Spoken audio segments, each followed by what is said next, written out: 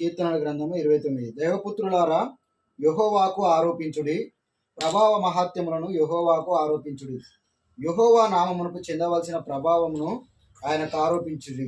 ప్రతిష్ఠితములకు ఆభరణములను ధరించుకొని ఆయన ఎదుట సాగిలపడుడి.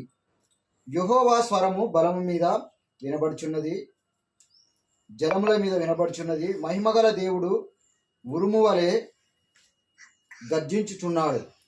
మహాజలముల మీద యెహోవా సంచరించుచున్నాడు.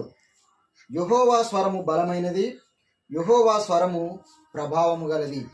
ఉదయకాల సమయంలో దేవుడు కీర్తనకారుడు అంటున్నాడు, దేవుని యొక్క బలమును ఇక్కడ సృష్టి మీద ఏ విధంగా పనిచేస్తుందో కీర్తనకారుడు వివరిస్తున్నాడు.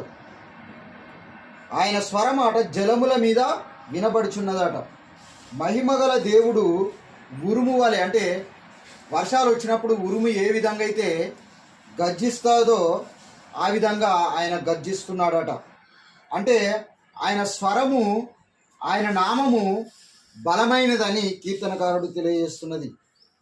దేవుని యొక్క స్వరమాట అగ్ని జ్వాల వలె ఉన్నదట.